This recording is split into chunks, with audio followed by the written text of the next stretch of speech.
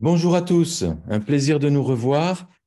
Et cette fois-ci, c'est pour un message dont le thème sera Persévère dans la marche. Et ce sujet de la marche m'a été inspiré par plusieurs paroles prophétiques déjà. L'une qui me parlait enfin c'est une sœur qui me voyait marcher, gravir une montagne avec l'équipe aussi du conseil et de l'église. Et puis, cette marche n'était pas simple, le chemin était étroit, il fallait persévérer, puis on arrivait enfin à un sommet et qui nous a parlé de délivrance et de victoire. Et puis, une deuxième aussi parole d'une autre source qui parlait de la même chose, de cette marche. Et alors, un autre événement est venu souligner encore cette thématique. C'était que dans la cave où nous habitions avec mon époux, enfin dans la cave du logement que nous occupions au château à l'avenue Foch avec mon épouse, on avait oublié quelques affaires. Ça fait 1 an et demi qu'on a déménagé et que nous sommes à Bulle maintenant. Et puis on m'a dit, Luc, tu as oublié un objet qui t'appartient, va le chercher. Alors je suis allé au collège Daniel, à l'établissement Daniel, au château et au secrétariat, et voilà que m'attendait cet objet-ci. Et voilà, cet objet, c'est le piolet de montagne, justement, de mes années, mes jeunes années. Vous voyez, il est pas tout jeune, mais il en a fait de la montagne. Il en a fait des virées. Et j'étais un randonneur, j'aime beaucoup la randonnée.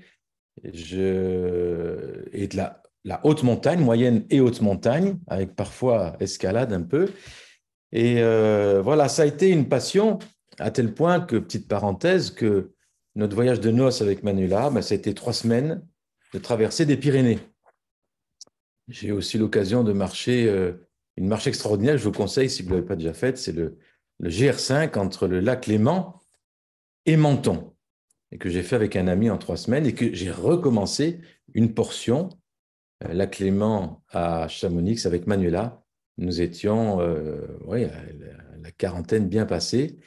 Donc voilà, la marche, j'ai toujours aimé, mais ces visions qui sont venues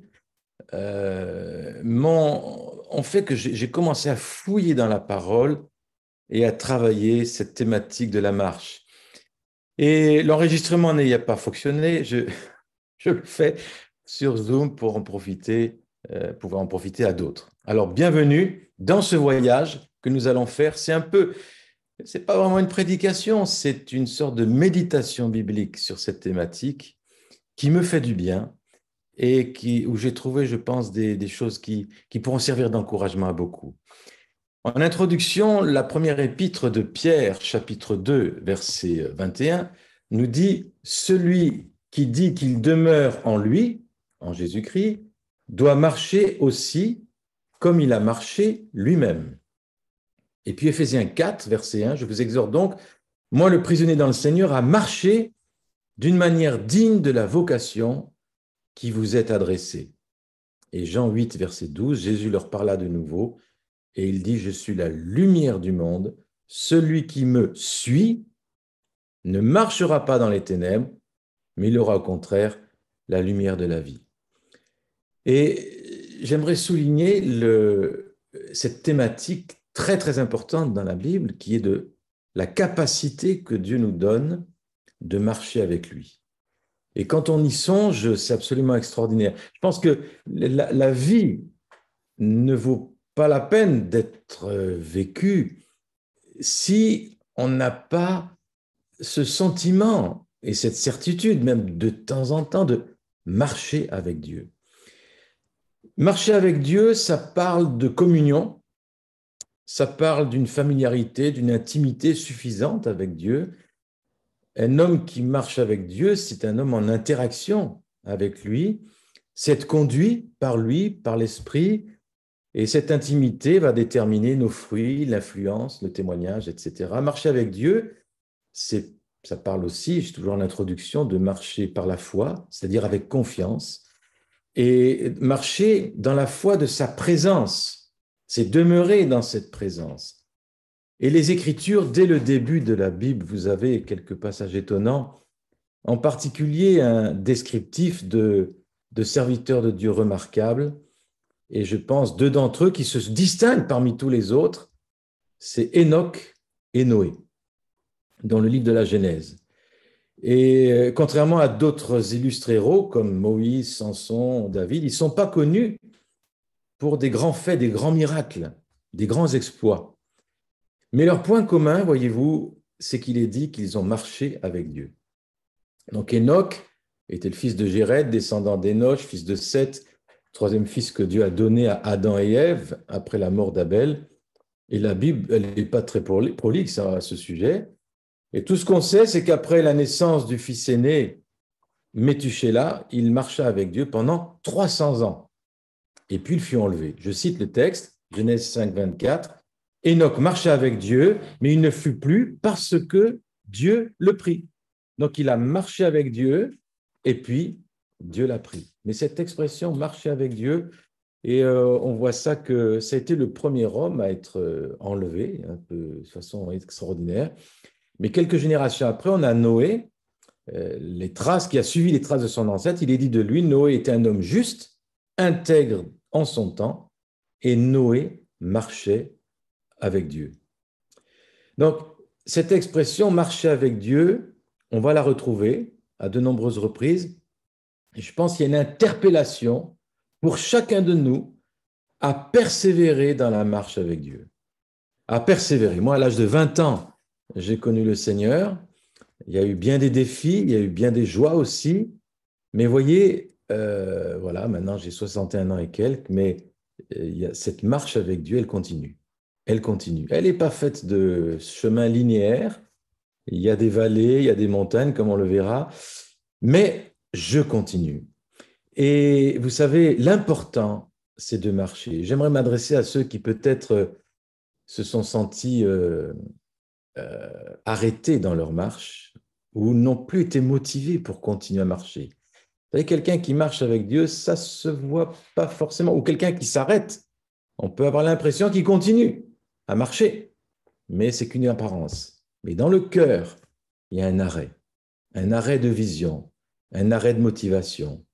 Et dans la marche, une décision d'arrêter la marche. Déception, découragement, amertume, trahison, prière non exaucée. Vous voyez, beaucoup de soi-disant raisons pour nous dire arrêtons. Ou alors chute, déception de nous-mêmes.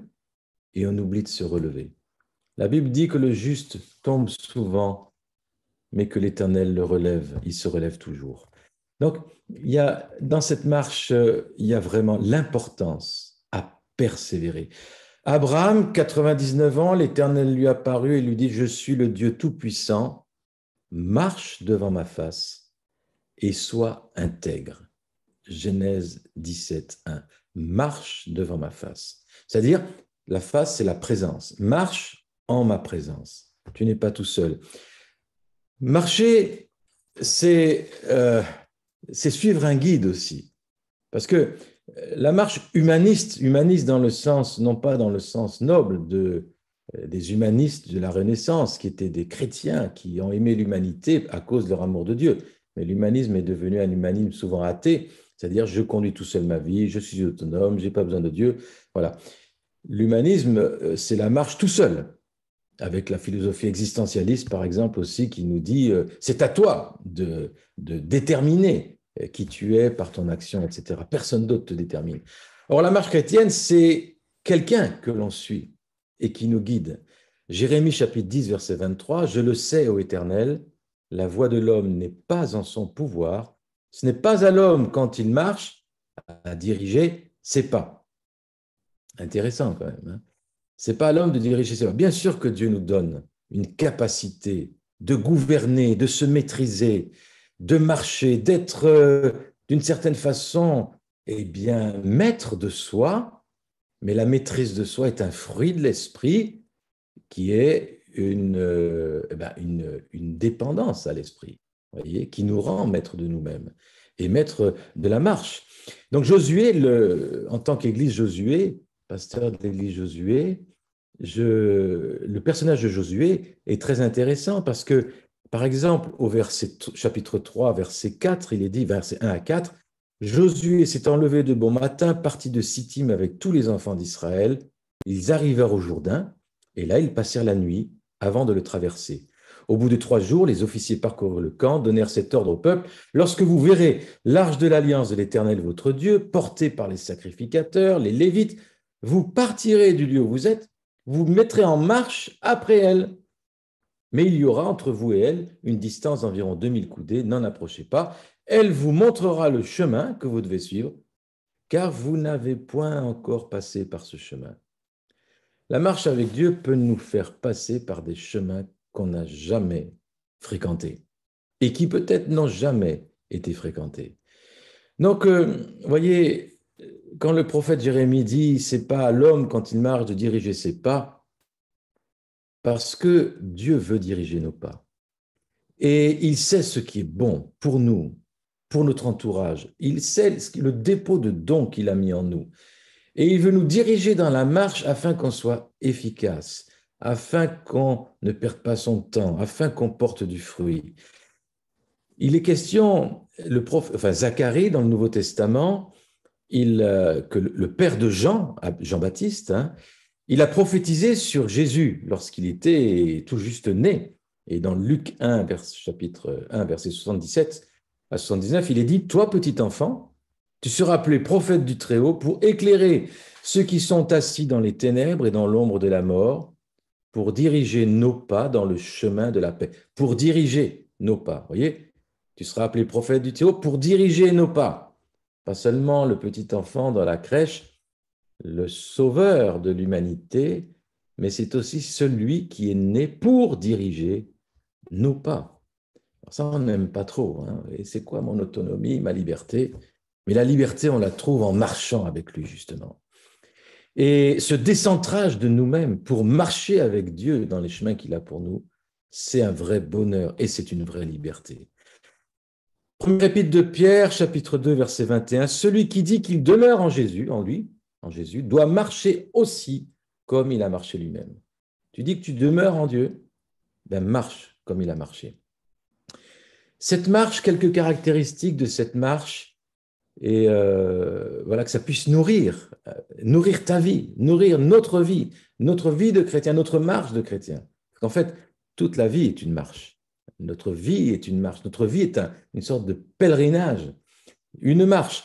C'est déjà marcher avec les yeux fixés, pas n'importe où, mais les yeux fixés sur le Christ. Et c'est Hébreux 12, verset 1 à 3. C'est pourquoi nous aussi, qui sommes entourés d'une si grande nuée de témoins, débarrassons-nous de tout fardeau, du péché qui nous cerne si facilement de tous côtés, et courons, alors là, c'est pas la marche, c'est la course, courons et endurons avec endurance l'épreuve qui nous est proposée, ayant les regards sur Jésus, le chef et le consommateur de la foi, qui, en vue de la joie qui lui était réservée, a souffert la croix, méprisé l'ignominie et s'est assis à la droite de Dieu. Jésus avait une vision. Il a vu la joie qui lui était réservée. Il a vu au-delà de tout ce qui est visible et c'est ce qui lui a donné la force de traverser et de marcher jusqu'à monter le mont Golgotha pour donner sa vie pour chacun de nous. À tel point que l'apôtre Paul parle de cette marche du chrétien comme une course. 2 Timothée 4, 7, j'ai combattu le bon combat, j'ai achevé la course, j'ai gardé la foi. Vous savez, on a encore cette expression en montagne de faire une course. Je fais une course de montagne. C'est pas magasiner comme au Québec, c'est pas faire des emplettes, mais c'est une course de montagne, c'est une aventure, une journée plus. Voilà, donc une course, les regards sur Jésus. 1 Pierre 2, 21, gardons les yeux fixés sur Jésus qui nous a ouvert le chemin de la foi et qui la porte à la perfection. Parce qu'il avait en vue la joie qui lui était réservée, il a enduré la mort sur la croix, en méprisant la honte attachée à un tel supplice. Et désormais, il siège à la droite de Dieu. Pensez à celui qui a enduré de la part des hommes pécheurs une telle opposition contre lui, pour que vous ne vous laissiez pas abattre par le découragement. C'est à cela que Dieu vous a appelé, car le Christ aussi a souffert pour vous vous laissant un exemple. Quel but de l'exemple? Pour que vous suiviez ses traces. Jésus est un exemple pour qu'on marche. Marcher comme lui, suivre ses traces. Et vous savez, dans Hébreux 12, les questions de cette nuit des témoins, là aussi, il y a des traces à suivre, des antiques sentiers. Regarde les antiques sentiers, dit le prophète Jérémie, et s'ils sont bons, suis-les. Il y a des antiques sentiers qui sont source d'inspiration aujourd'hui. Je parle ces sentiers des universités chrétiennes, des milliers d'écoles au niveau de la réforme, de la passion et l'implication de l'Église pour soigner les malades, pour accueillir les orphelins et les pauvres. Il y a des antiques sentiers. Et ces antiques sentiers, eh bien, le Seigneur nous invite à y marcher. Et il est dit que vous trouverez le repos pour vos âmes. Donc, les yeux fixés sur le Jésus, donc c'est une direction. Et s'il n'y a plus cette vision, si tu n'as plus de vision, tu marches, on peut tourner en rond. On peut tourner en rond. D'où l'importance du regard. En fait, regarder les yeux fixés sur Jésus, ça veut dire avoir foi, avoir confiance en lui. C'est ça les regards. Je ne vais pas regarder la tempête, je ne vais pas regarder les vagues, mais je veux le regarder lui. Et regarder lui, ça veut dire je veux regarder sa parole. Là, une autre caractéristique de la marche, c'est marcher dans l'amour. 1 Jean chapitre 2 verset 6 à 10. Celui qui dit qu'il demeure en lui doit marcher aussi comme il a marché lui-même. Bien-aimés, ce n'est pas un commandement nouveau que je vous écris, mais un commandement ancien que vous avez eu dès le commencement. Et ce commandement ancien que je vous écris, c'est la parole que vous avez entendue.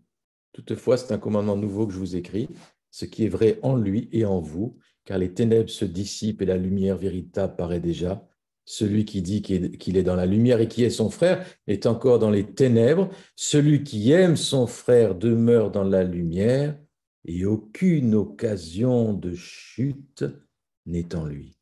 Donc, dans la marche, si on aime nos frères et nos sœurs, si on aime les hommes, l'humanité, c'est notre prochain, parce que l'humanité, c'est un concept, mais notre prochain, eh bien, il n'y a aucune occasion de chute dans la marche. Vous vous rendez compte? Vous vous rendez compte? L'amour, c'est le garde-fou pour ne pas chuter dans notre marche. Donc, ensuite, il est question aussi de marcher dans la lumière. 1 Jean chapitre 1, versets 5 à 7. La nouvelle que nous avons apprise de lui et que nous vous annonçons, c'est que Dieu est lumière et qu'il n'y a point en lui de ténèbres. Si nous disons que nous sommes en communion avec lui, que nous marchons dans les ténèbres, nous mentons et nous ne pratiquons pas la vérité. Mais si nous marchons dans la lumière, comme il est lui-même dans la lumière, nous sommes mutuellement en communion et le sang de Jésus, son Fils, nous purifie de tout péché. Si nous disons que nous n'avons pas de péché, nous nous séduisons nous-mêmes. La vérité n'est pas en nous. Si nous confessons nos péchés, il est fidèle et juste pour nous pardonner. Donc, vous voyez, on a besoin de marcher dans la lumière, c'est-à-dire dans la transparence. Dans la transparence, dans la vulnérabilité aussi. Dans la vulnérabilité. Nous sommes appelés à être transparents les uns vers les autres. Et parfois, on n'a pas besoin d'être vulnérable envers tout le monde, mais se montrer tel que nous sommes vraiment. Parfois, j'ai plus envie de marcher. On le partage. Et c'est comme ça que on se soutient les uns les autres. On a besoin les uns et les autres dans la marche. Voilà.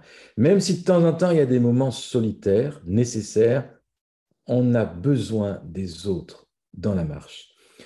Donc, la lumière qui éclaire notre marche, marcher dans la lumière, c'est aussi marcher avec la lumière. Dans la Bible, dans l'évangile de Jean, le prologue, il est question que la parole au commencement, etc., la lumière est venue parmi les hommes, et cette lumière, c'est la parole, justement. Et la caractéristique de cette lumière, c'est qu'elle est pleine de grâce et de vérité. Et donc, nous marchons sur deux jambes, hein, gauche, droite, c'est toujours un déséquilibre. Si on restait que sur l'une, mais le fait que l'on marche sur nos deux jambes, ça nous parle de marcher dans la grâce et dans la vérité. C'est ça, marcher dans la lumière aussi. Donc, marcher, une autre caractéristique, c'est que les Écritures nous parlent de la marche et de la nécessité de boire au torrent pendant la marche. Psaume 110, il boit au torrent pendant la marche, c'est pourquoi il relève la tête. Hein, on voit très bien quand on est chargé, hein, on baisse les épaules, on commence à regarder par terre, etc. Dieu dit, lève la tête, relève la tête, marche en regardant. En me regardant, celui qui boit au torrent, c'est-à-dire boire à sa présence, être réceptif à son amour, à sa parole, eh bien, relève la tête. Marcher aussi en écoutant. Alors ça, c'est aussi une caractéristique de la marche chrétienne. Proverbe 4, versets 10 à 18. Écoute mon fils, reçois mes paroles et les années de ta vie se multiplieront. Je te montre la voie de la sagesse. Je te conduis dans les sentiers de la droiture. Et si tu marches, ton pas ne sera pas gêné. Si tu cours, tu ne chancelleras pas. Retiens l'instruction, ne t'en dessaisis pas. Garde-la car elle est ta vie. N'entre pas dans le sentier des méchants et ne marche pas dans la voie des hommes mauvais. Évite-la, n'y passe pas, détourne-t'en et passe outre. Écoutez cette parole qui vient maintenant. Le sentier des justes est comme la lumière resplendissante dont l'éclat va croissant jusqu'au milieu du jour. Voilà, ça c'est une promesse, le sentier du juste. Ce n'est pas le sentier de celui qui se dit juste, mais c'est le sentier de celui qui a été déclaré juste par celui qui justifie et qui nous donne le don de la justice et qui dit devant Dieu, tu es parfait à cause du sacrifice de Jésus. Je t'ai revêtu d'un vêtement de justice. Donc le sentier du juste, de celui qui n'a rien fait pour mériter la justice, mais qui l'a reçu par la foi. Cette identité-là de celui qui se sait juste et justifié, son sentier et sa marche, elle est comme la lumière resplendissante. Celui qui se dit toujours pécheur, qui confond sa nature de juste en disant « Mais non, moi je ne suis pas juste, je ne suis pas parfait, je suis un pécheur. » Mais non, tu n'es plus un pécheur. Tu es un juste qui quelquefois pêche, mais ta nature, ce que tu es, ce n'est plus toi égal péché. C'est toi égal juste. Et parfois, le juste tombe, bien sûr. Il n'y a pas la prétention de marcher toujours droit. Eh bien, Dieu nous relève toujours. Donc, le sentier des justes est comme la lumière. Exode 23, verset 22, si tu écoutes ma voix, si tu écoutes sa voix, si tu fais tout ce que je te dirai, je serai l'ennemi de tes ennemis, l'adversaire de tes adversaires. Mon ange marchera devant toi et te conduira chez les Amoréens, les Hétiens, les Phérésiens, les Cananéens, les Héviens, les Jébusiens, et je les exterminés. Alors là, c'est un peu spécial. Dieu nous dit, si tu écoutes ma voix, ok, et que tu fais ce que je te dirai, je serai l'ennemi de tes ennemis. Oh, c'est super. Tu vas me conduire sûrement, Seigneur, dans des moments tranquilles de victoire facile. Eh bien non, justement parce que tu l'écoutes et justement parce que tu fais ce qu'il dit, Dieu te conduit à la guerre. Guerre spirituelle, guerre pour prendre l'héritage qui est le tien. Dans quel que soit le domaine d'activité dans lequel tu es, le domaine professionnel, c'est un domaine de Dieu. Et ce domaine de Dieu, ben, il y a des forteresses, il y a des combats, et Dieu te dit, mon ange marchera devant toi si tu m'écoutes, un, et si tu marches, il me suit, deux. Voyez, écoute, ça commence par écouter. Ça commence par écouter. Le premier commandement, c'est pas seulement tu aimeras le Seigneur ton Dieu, c'est écoute Israël. Donc, écoute, suis-moi, et moi je mets mon ange devant toi pour combattre tes ennemis. Et il y en a des ennemis, il y en a. Donc le psaume 119, verset 105, ta parole est une lampe à mes pieds, une lumière sur mon sentier. Ce n'est pas une lumière sur ma chaise, c'est une lumière alors que je marche. Si on ne marche pas, il n'y a pas besoin de lumière. Mais dans la marche, il y a besoin de cette lumière devant nous. D'ailleurs, en montagne, quand on part à l'aube avec les lampes frontales, c'est un beau moment, ça. On est encore en pleine nuit, mais on a besoin de cette lampe. On a besoin de cette lampe. Et puis, parfois, notre marche chrétienne, elle nous conduit dans des vallées. Alors, bien sûr, on n'aimerait pas les vallées, on aimerait les sommets, mais vous le savez bien, il y a des vallées. Psaume 23, quand je marche dans la vallée de l'ombre de la mort, je ne crains aucun mal car tu es avec moi. Tiens, tiens, tiens. Y a-t-il des vallées de l'ombre de la mort pour le chrétien? Ben oui. Et ce n'est pas parce que tu marches avec Dieu qu'il va t'épargner les vallées. Au contraire, tu marches avec Dieu, Dieu va te conduire dans les vallées, Mais dans ces vallées, Dieu promet qu'il est avec toi. Et non seulement il promet qu'il est avec toi, mais Psaume 84, verset 6, lorsqu'il traverse la vallée de Baca, il la transforme en un lieu plein de sources. Et la pluie la couvre de bénédictions. Leur force augmente pendant la marche et ils se présentent devant Dieu à Sion. Vous voyez, donc ils traversent la vallée de Baca et c'est eux qui la transforment en source. Dieu nous conduit dans des vallées de désespoir des hommes et de souffrance pour qu'on y amène les sources de la vie et transformer ces lieux en lieux de bénédiction. Psaume 126, verset 5-6, ceux qui sèment avec larmes moissonneront avec chant d'allégresse. Celui qui marche en pleurant. Est-ce que c'est arrivé de marcher avec Dieu en pleurant? Sans t'arrêter, en disant je pleure, mais je continue de lui faire confiance. Je continue de marcher. Celui qui marche en pleurant, quand il porte la semence, il revient avec allégresse quand il porte les germes. Dans la marche, pour semer ce que Dieu nous a donné au travers des dons qu'il nous a donnés, semer l'encouragement, semer la vie, semer la vérité. Eh bien, Dieu dit, voilà, bien, tu vas récolter avec beaucoup d'allégresse. Psaume 138, verset 7-8, quand je marche au milieu de la détresse, tu me rends la vie. Tu étends ta main sur la colère de mes ennemis et ta droite me sauve. L'Éternel agira en ma faveur. Éternel, ta bonté durera toujours. Ça, c'est marcher dans la bonté de Dieu. Marcher dans la certitude que cette bonté est inépuisable, est accessible à tout moment. Non seulement Dieu est avec nous dans la marche, mais il marche avec nous. Il veut marcher avec nous. Et il marche devant nous. Et non seulement il marche devant nous, mais parfois même, il nous porte. Luc 24, verset 15, pendant qu'ils parlaient et discutaient, les apôtres, désespérés, désabusés, c'est après la crucifixion de Jésus, ils s'attendaient à un sauveur qui les délivre de toutes choses, des ennemis, des Romains, et puis voilà qu'il est mort. Eh bien, Jésus s'approche d'eux, le ressuscité, et fit route avec eux. Il n'avait pas reconnu, il était transfiguré, juste, c'est étonnant d'ailleurs qu'il y avait comme un voile devant leurs yeux, ils l'ont reconnu un peu plus tard, mais ce qui est intéressant ici, c'est que Jésus a fait route avec eux. Il leur a éclairé la parole, tout ce qui le concernait. Il a fait l'exégèse de sa parole à lui qui est la parole. Extraordinaire moment. Et Dieu veut marcher avec toi dans la lecture des Écritures. J'avais un professeur en théologie qui nous disait, je me rappelle encore des années, c'était à Aix-en-Provence, lorsqu'il disait la maxime des protestants, c'est les Écritures seules, mais attention, jamais seules avec les Écritures.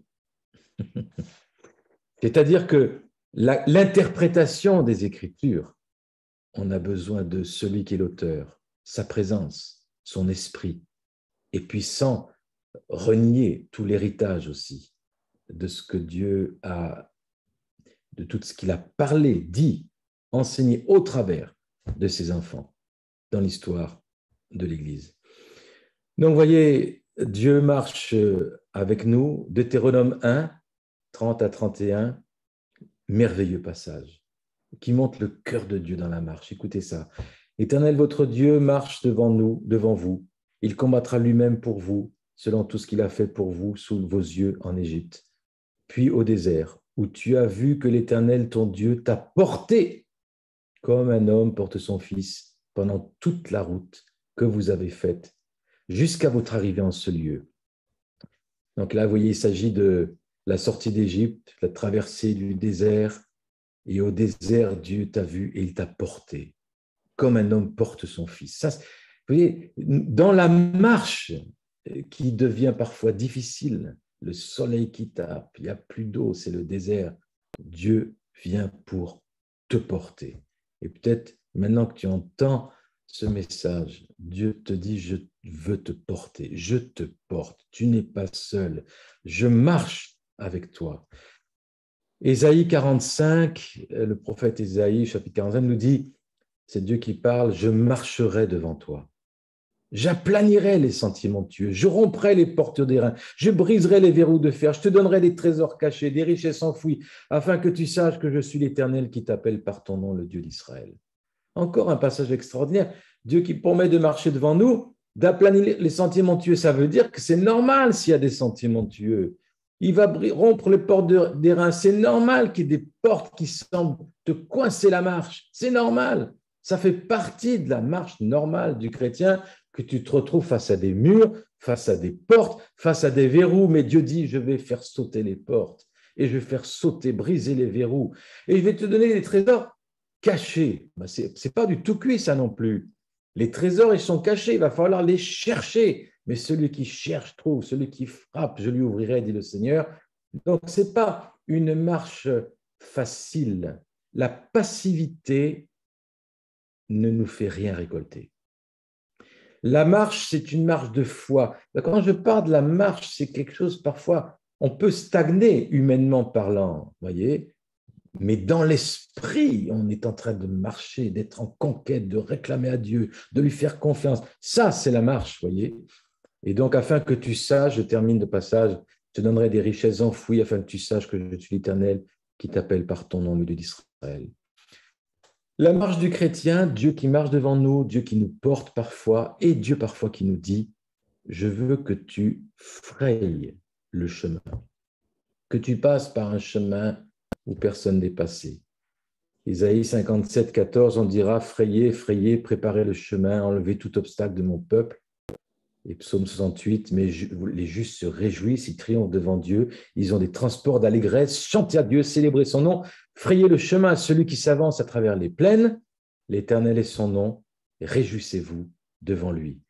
Donc, voyez, réjouissez-vous devant lui, frayez le chemin, dans quelle atmosphère? Dans l'atmosphère de celui qui tire la langue, qui est complètement... qui est tout le temps à râler peut-être même, vous voyez. Non, c'est dans la joie, dans la joie, dans la joie. Les justes se réjouissent, ils triomphent et ils frayent le chemin. Je pense vraiment que la louange, l'adoration, la reconnaissance sont les armes que Dieu nous a données pour frayer des chemins, justement, et faire frayer le chemin pour le roi, parce que là où on loue son nom et là où il y a un climat de louange et d'adoration, eh bien, il y a un chemin qui se fraye pour le roi qui vient siéger au milieu des louanges, quelles que soient les circonstances. Ésaïe, chapitre 62, verset 10, franchissez, franchissez les portes, préparez un chemin pour le peuple, frayez, frayez la route, ôtez les pierres et levez une bannière vers les peuples. Et parfois, les pierres, elles se trouvent dans nos propres cœurs, elles se trouvent dans nos propres pensées. Quand on chérit et qu'on nourrit une blessure, par exemple, au lieu de pardonner, de libérer un plein pardon, même si on nous a fait vraiment mal, même si on nous a trahis, notre responsabilité, c'est d'ôter la pierre de l'offense qui arrête la marche. Combien de chrétiens se sont arrêtés dans leur marche à cause de l'offense, tombés dans un piège de l'offense? Mais Dieu dit, relève-toi, pardonne, ôte cette pierre et prépare le chemin et recommence la route. Et puis, dans les Écritures, il n'est pas seulement question d'une marche sur un chemin plat, il est question de monter. Et nous avons souvent l'expression monter dans les Écritures. Et par exemple, lorsqu'il est question de la sortie d'Égypte, Exode 33, verset 1 à 3, l'Éternel dit à Moïse, va, pars d'ici, toi et le peuple que tu as fait sortir du pays d'Égypte, monte vers le pays que j'ai juré de donner à Abraham, Isaac et Jacob, en disant, je le donnerai à ta postérité, j'enverrai devant toi un ange, je chasserai les Cananéens, les Amoréens, les Hétiens, les Phérésiens, les Héviens, les Jébusiens, monte vers le pays où coule le lait et le miel. L'héritage pour le peuple d'Israël, c'était la terre de Canaan, il fallait sortir d'Égypte. Et dans le physique même, dans la géographie, on voit que pour aller à Jérusalem et en Canaan, il faut monter quelque part, surtout pour arriver à Jérusalem. Donc l'héritage que Dieu a pour nous, il se prend en acceptant de marcher quand ça monte. C'est pas des descentes où on pose nos fesses sur un toboggan et ça glisse et ça y est, c'est la victoire. C'est le contraire. Il y a une marche qui peut être longue, il y a des portes, il y a des obstacles, il y a des verrous, il y a le soleil, il y a le désert, mais dans cette montée, il y a un moment où on atteint l'héritage. Et l'héritage que Dieu a pour nous, il est chacun différent. Mais notre premier héritage, c'est Dieu, c'est sa présence, qui est pour tous ses enfants. Mais c'est aussi des héritages sur cette terre. Là où nous sommes, on dit, Seigneur, que ton règne vienne sur cette terre. Et il y a des héritages où Dieu veut nous redonner une influence, être sel et lumière dans le monde de l'économie, des finances, de l'éducation, de la politique. Il y a dans les domaines des affaires.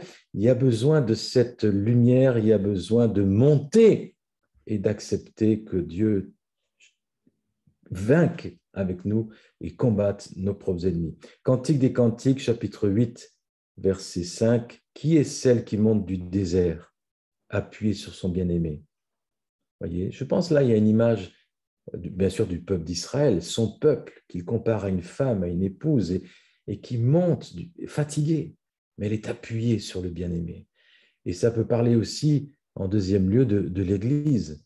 L'Église en temps de persécution, l'Église en temps d'émondage, l'Église, la période que nous traversons, peut-être l'Église du XXIe siècle, dans une Europe qui est de nouveau en guerre, avec une crise économique, l'Église, parfois, elle s'appuie sur le bien-aimé. Et vous savez, le bien-aimé, lui, alors si on s'appuie sur lui, il faut faire attention, parce qu'il est dit que le bien-aimé, il saute sur les collines et les montagnes. Donc, tu es appelé à sauter avec lui. D'abord, on s'appuie tout gentiment, puis tout d'un coup, on saute et on passe les obstacles avec lui. C'est absolument une marche étonnante. Et puis, dans cette marche, Dieu nous demande parfois de demander les montagnes. Nous sommes dans une symbolique de la marche, et dans la marche, parfois, il faut monter sur des montagnes, mais parfois, il faut demander des montagnes. Josué 14, 12, donne-moi cette montagne dont l'Éternel a parlé en ces temps-là, car tu as appris alors qu'il s'y trouve des Anakim, qu'il y a des grandes villes fortifiées. L'Éternel sera avec toi, je les chasserai comme l'Éternel a dit.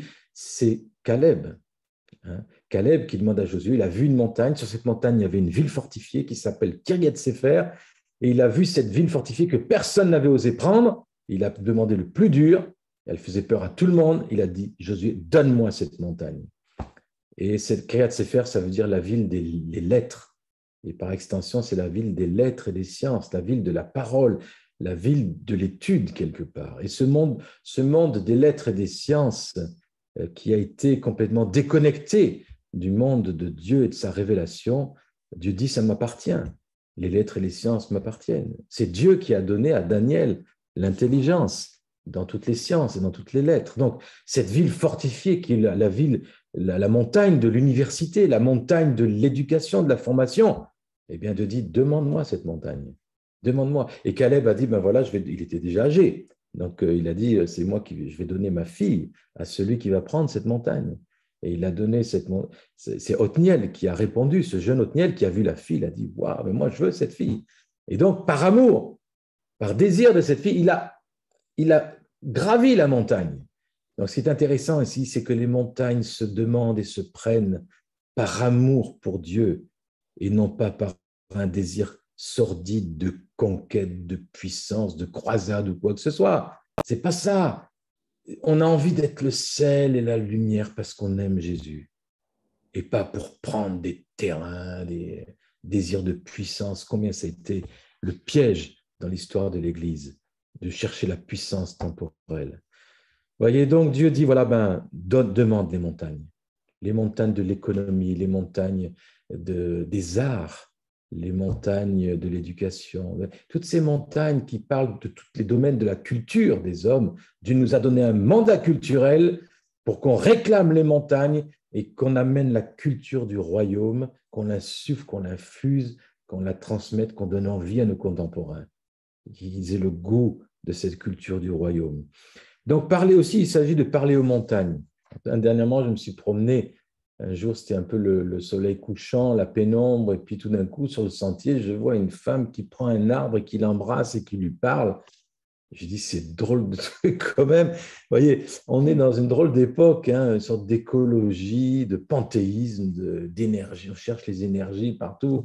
Mais mon ami, tu cherches l'énergie dans ta marche, tu n'as pas besoin de bâton seulement d'énergie, mais tu as besoin de l'énergie du Saint-Esprit, d'une vision et de la conscience que Dieu marche avec toi sur des terrains nouveaux, anciens ou affrayés. Donc, parler aux montagnes, c'est le Seigneur qui nous dit, Marc 11, hein, je vous le dis en vérité, si quelqu'un dit à cette montagne, ôte-toi de là, là il s'agit des montagnes qui bloquent le chemin, et jette-toi dans la mer. S'il ne doute pas dans son cœur, mais croit que ce qu'il dit arrive, il le verra s'accomplir. C'est pourquoi je vous dis, tout ce que vous demanderez en priant, croyez que vous l'avez reçu, et vous le verrez s'accomplir. Donc, parlez aux montagnes dans nos vies. Parlez aux montagnes, dans les situations que tu as. Bien sûr, on peut dire Seigneur, au secours.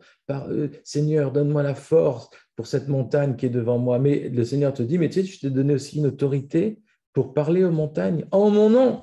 En mon nom. Alors commence à changer ta prière et passer de la supplication à la proclamation et à la prière d'autorité, de parler aux montagnes. Et puis, nous sommes appelés non seulement à monter des pentes douces, hein, comme c'est dans le Cantique des degrés. Vous savez que les psaumes 120 à 135, c'était les psaumes qu'on chantait, que le peuple juif chantait pour monter en pèlerinage à Jérusalem.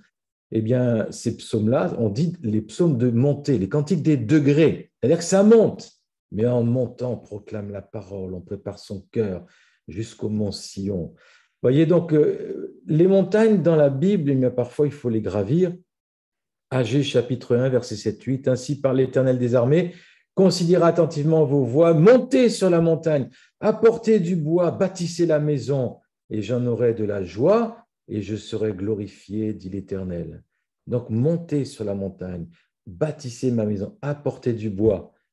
Et ça me rappelle cette montée de la montagne de Morija, Dieu qui appelle Abraham à prendre son fils pour le sacrifier pour lui. Et il a pris le bois, et il est monté avec son fils, et les gens lui ont dit, mais qu'est-ce que tu vas faire? Ben, nous allons adorer. Première mention du mot de l'adoration. L'adoration, le mot adorer dans la Bible, le concept d'adoration est lié au sacrifice d'adoration, et est lié au fait de gravir et de monter. C'est pour ça que le Seigneur nous dit, venez dans ma présence avec des acclamations, avec de la danse, que tout ton corps, ton âme, ton esprit soit dans cette louange. Il y a comme une montée, et il y a un moment, on sent qu'on est en haut, et ça devient l'adoration, ça devient la présence de Dieu. Mais il y a un moment, voyez, où ça gravit. Il faut persévérer, parfois il faut se lever, il faut bouger, il faut taper des mains, il faut crier, il faut chanter, il faut proclamer. Voyez, et ça c'est monter, c'est gravir la montagne. Et psaume 18, verset 32-33, c'est Dieu qui me ceint de force, qui me conduit dans la voie droite, il rend mes pieds semblables à ceux des biches, il me place sur mes lieux élevés. Dieu, vous nous élevez. Dieu, vous nous aidez à gravir. Dieu nous rend des pieds agiles pour monter et gravir les montagnes. Et Matthieu 7 nous parle aussi d'un chemin resserré, entré par la porte étroite, dit Jésus, car large est la porte, spacieux le chemin qui mène à la perdition. Il y en a beaucoup qui entrent par là. Mais étroite est la porte, resserré est le chemin qui mène à la vie, et il y en a peu qui les trouvent. Donc, vous voyez, le chemin qui mène à la vie est resserré. Parfois, il est très serré. Et parfois, on peut avoir le vertige. On peut se dire, mais combien de temps ça va durer? Jésus n'a pas promis des chemins très larges, très faciles. Vous voyez, resserré est le chemin. Mais le chemin, il mène où? Il mène à la vie. Et c'est ça qui fait qu'on avance, voyez. Les montagnes dans la Bible, alors on a parlé des montagnes qui sont à prendre, qui sont des lieux, si vous voulez, qui ont été pris par l'ennemi, qui sont à reprendre, mais les montagnes dans la Bible symbolisent, il y a plusieurs vérités, mais une des principales, ça symbolise la rencontre avec Dieu. Un lieu élevé, un lieu de refuge, un lieu de révélation, un lieu de rencontre, un lieu d'intimité, un lieu de restauration, un lieu d'établissement, entre autres choses. Tout ça, on le trouve dans les Écritures. Donc, il y a des sentiers qui peuvent être raides quand on parle, d'ailleurs quand on marche en montagne, au début dans les chemins larges, on parle, on papote, tout ça, avec les sacs à dos et tout, puis au bout d'un moment, ça commence à grimper, on parle un peu moins. Et après, on ne parle plus du tout. Et c'est le silence, on entend que le souffle. Et puis un pied devant l'autre. Et ça ralentit, voyez.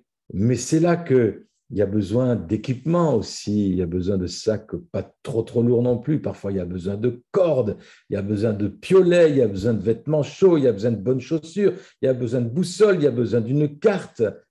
Mais tout ça pour monter, pour gravir, parce que la montagne, c'est un lieu où l'on rencontre Dieu. Moi, j'ai un ami à la faculté de philosophie, je me rappelle, je lui témoignais de ma foi toute nouvelle, et il me disait, mais tu sais, moi, ce que tu me parles, je l'ai vécu.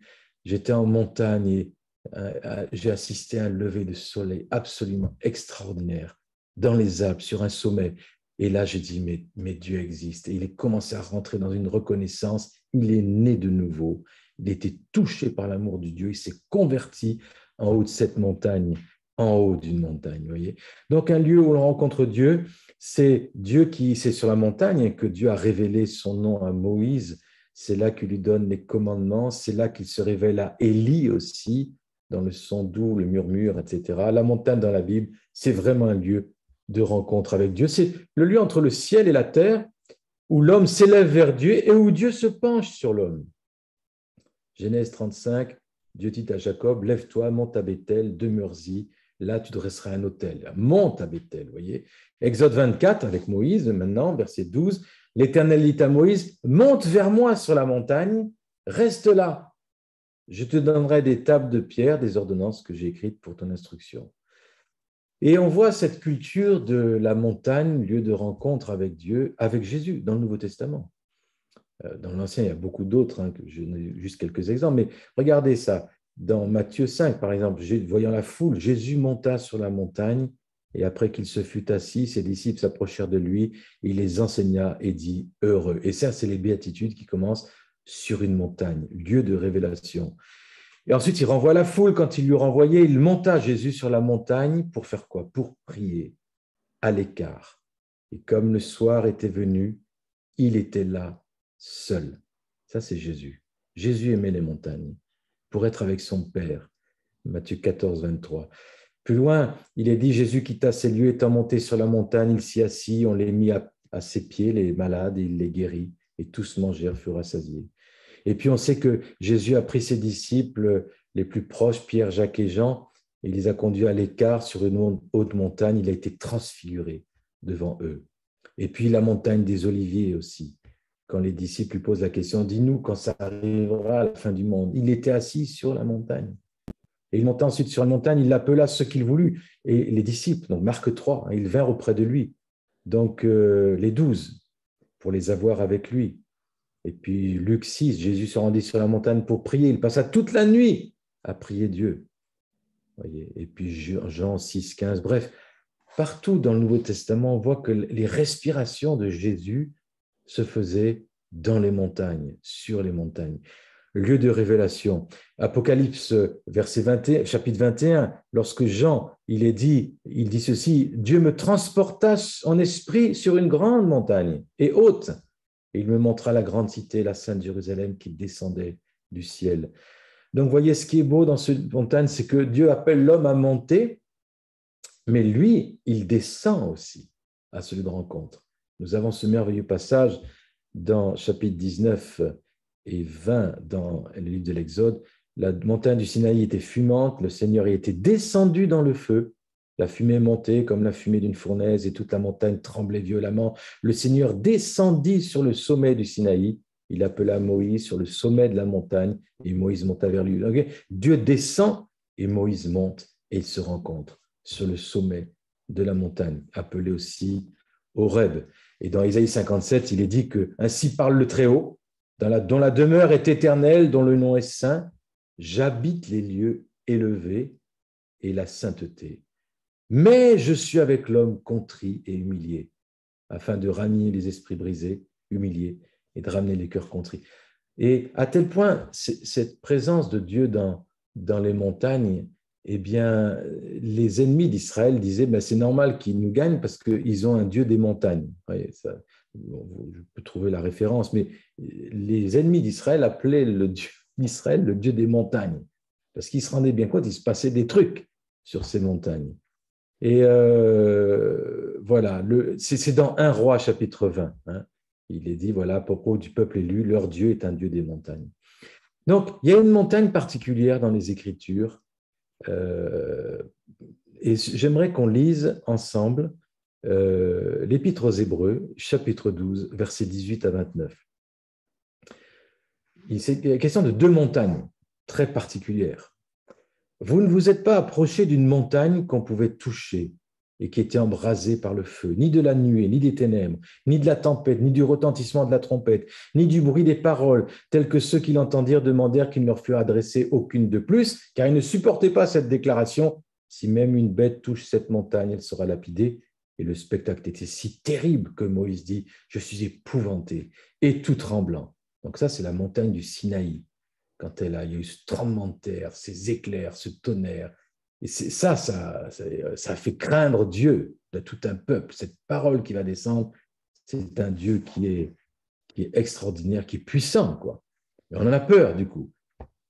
Mais ensuite, vous avez un mais, Hébreux 12, un mais vous vous êtes approchés d'une autre montagne. Il parle de nous, les chrétiens. Vous êtes approchés d'une autre montagne. Vous êtes approchés de la montagne de Sion, de la cité du Dieu vivant, la Jérusalem céleste, des myriades qui forment le cœur des anges, de l'assemblée des premiers inscrits, nés dans les cieux, du juge qui est le Dieu de tous, des esprits des justes parvenus à la perfection, de Jésus. Le mont Sion, ça parle de Jésus. Jésus qui est le médiateur de la nouvelle alliance et du sang de l'aspersion, qui parle mieux que celui d'Abel.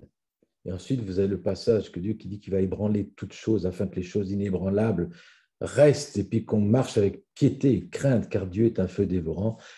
Voilà, donc dans cet ébranlement, si vous voulez, de toutes choses, c'est là qu'il est important de se rappeler que notre Dieu nous a dit, quand les montagnes s'éloigneraient, quand les collines chancelleraient, mon amour pour toi ne s'éloignera pas.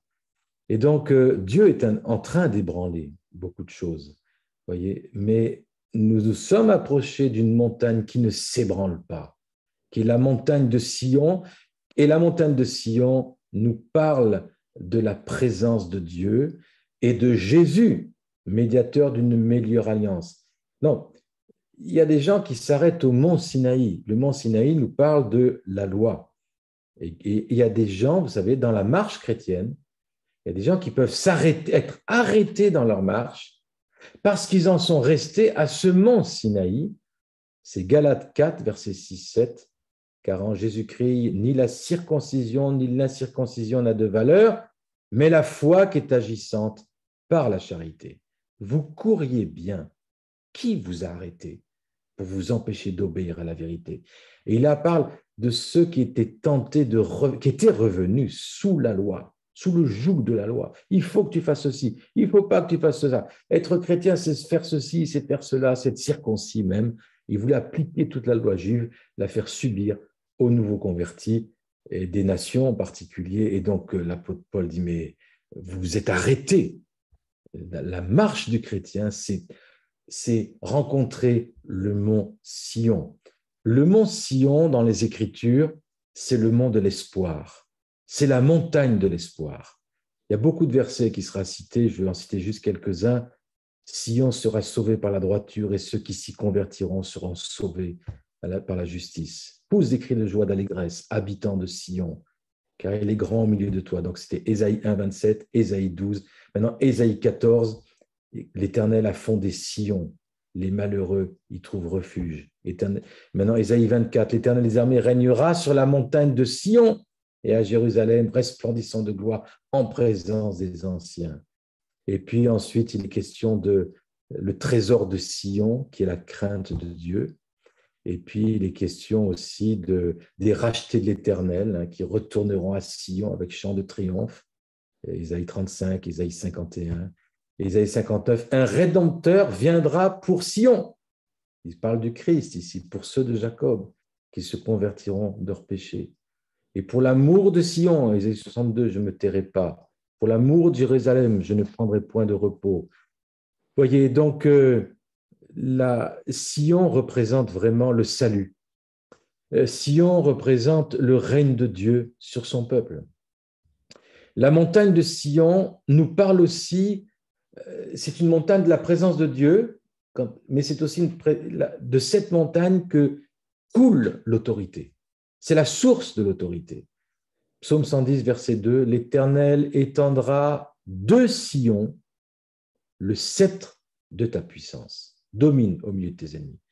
Donc, s'approcher de la montagne de Sion, qui est cette présence de Jésus, mais aussi le Jésus qui est juif, le Jésus qui est le Seigneur et le roi d'Israël. Il n'y a pas d'antisémitisme possible ici, sinon aucune autorité, aucune source. Mais aller à la source, c'est aller au mont Sion. Et ce mont Sion nous parle aussi de cette source de l'autorité et de la vie. Et d'ailleurs, ce mont Sion, c'est le mont du sacrifice. On a parlé tout à l'heure de Genèse 22, Abraham qui monte pour sacrifier son fils. Et bien sur ce mont où il a sacrifié son fils, beaucoup sont d'accord pour dire qu'il s'agit du mont du temple, en fait, là où le temple de Salomon a été bâti, le mont à Jérusalem, en plein cœur de Jérusalem, là où il y a maintenant une mosquée, mais les Juifs prient encore au mur de lamentation, les soubassements de ce mont. Et vous voyez, Dieu dit, mon regard sera toujours là, ceux qui prient en ce lieu, je les exaucerai. Donc, ce mont, là où il y a le sacrifice, enfin le non-sacrifice d'Isaac, où Dieu a pourvu, eh bien, annonçait déjà le sacrifice plus tard, à côté de ce mont, dans cette même périphérie, sur le mont Golgotha, le sacrifice du Fils de Dieu pour nous tous. Et dans Apocalypse 14, verset 1, il est dit, je regardais et voici l'agneau se tenait sur la montagne de Sion. L'agneau se tenait sur la montagne de Sion. Mes amis, il n'y a rien de plus clair. Nous nous sommes approchés de cette montagne. L'agneau s'identifie à Jérusalem et à cette montagne de Sion. Et la Bible dit, elle annonce que cette montagne-là, elle va dépasser toutes les montagnes. Ésaïe, chapitre 2, verset 2, il arrivera dans la suite des temps que la montagne de la maison de l'Éternel sera fondée sur le sommet des montagnes.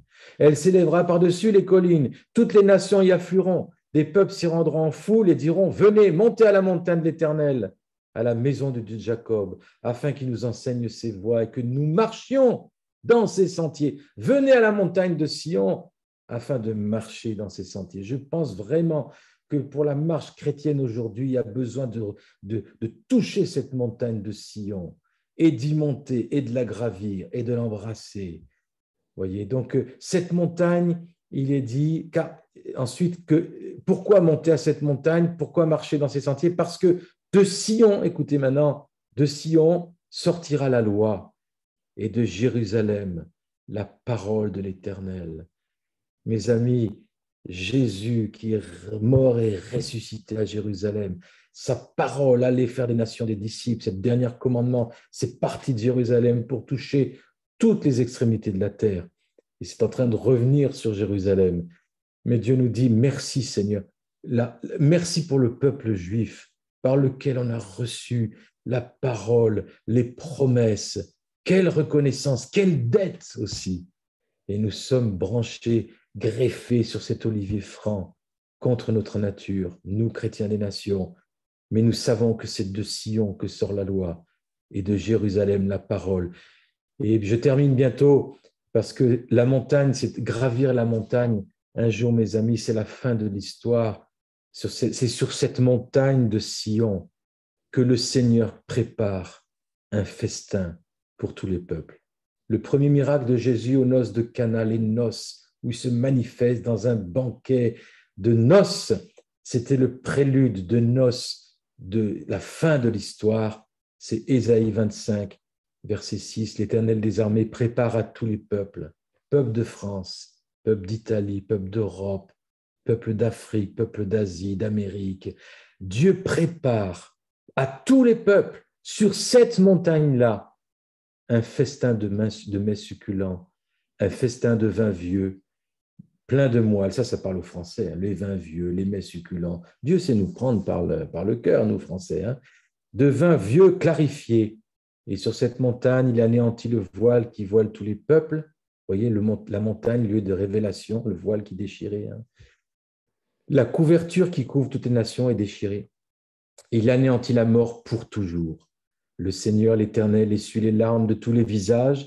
Il fait disparaître de toute la terre l'opprobre de son peuple, car l'Éternel a parlé. En ces jours, on dira, voici, c'est notre Dieu, en qui nous avons confiance. C'est lui qui nous sauve, C'est l'Éternel en qui nous avons confiance, soyons dans l'allégresse et réjouissons-nous de son salut, car la main de l'Éternel repose sur cette montagne. Mon ami, tu t'es pas approché de la montagne de Sion, fumante, qui te fait craindre Dieu et de tout coup d'avoir peur de lui, mais tu t'es approché de la montagne de Sion, c'est-à-dire de Jésus, médiateur d'une nouvelle alliance, de la cité des saints.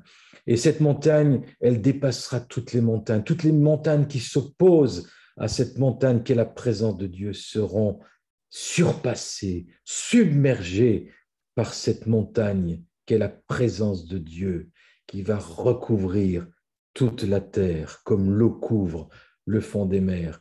En conclusion, Ésaïe 57, 13, celui qui se confie en moi héritera le pays et possédera ma montagne sainte. Voyez. Et encore un verset de conclusion, Michée 4, tandis que tous les peuples marchent, chacun au nom de son Dieu, nous marcherons, nous, au nom de notre Dieu, à toujours, à perpétuer. Nous marcherons au nom de notre Dieu, à toujours. Voyez. En ce jour-là de l'Éternel, je recueillerai les boiteux, je rassemblerai ceux qui étaient chassés, ceux que j'avais maltraités. Des boiteux, je ferai un reste de ceux qui étaient chassés, une nation puissante, et l'Éternel régnera sur eux à la montagne de Sion, dès lors et pour toujours. Peut-être que tu boites dans ta marche, mais tu continues de marcher et Dieu récoltera les boiteux. Et le sentier, ton sentier, le sentier des justes, et tu es un juste, rappelle-toi, et comme la lumière resplendissante dont l'éclat va croissant jusqu'au milieu du jour. Seigneur, merci pour le chemin dans lequel tu nous fais passer, chemin de vallée, chemin de montagne, chemin à monter, chemin à gravir, chemin resserré. Mais dans ce chemin, tu marches devant nous, tu marches au-dessus de nous et tu nous portes aussi et tu nous accompagnes. Merci pour la lumière resplendissante. Merci pour ta parole qui éclaire le chemin de chacun qui écoute aujourd'hui. Merci Seigneur, parce qu'on a besoin de cette présence, comme mon piolet de jeunes montagnards, Seigneur, qui était pour accrocher la glace. Eh bien, tu es solitaire avec cette parole. On accroche sur ce chemin, on accroche la montagne et on ne chute pas parce qu'on a le piolet de l'amour qui nous attache à toi et les uns aux autres. On a les cordages qui nous attachent comme des cordées. Nous sommes attachés les uns aux autres et à celui qui est le premier de cordée, qui est le roi de gloire. Et merci parce qu'il y a des refuges qui nous attendent. Nous n'avons pas à vivre dans le froid, dans le dehors, mais tu es notre refuge, Seigneur. Et il est bon, même en haute montagne, même là où il fait froid, même là où il y a des vents terribles et de la glace partout. Tu es notre refuge où il fait bon nous trouver, Seigneur. Et tu nous élèves sur le rocher qu'on ne peut pas atteindre. Et de ce rocher, tu nous fais contempler, Seigneur, l'héritage que tu nous donnes. Seigneur, donne la force à chacun de continuer et de persévérer dans la marche jusqu'à la victoire, jusqu'à l'achèvement de la course. Dans le nom de Jésus, soyez bénis les amis. Remontez-vous en selle, relevez-vous si vous êtes arrêté et que les Seigneurs vous bénissent abondamment dans votre marche, de gloire en gloire, au nom de Jésus. Amen.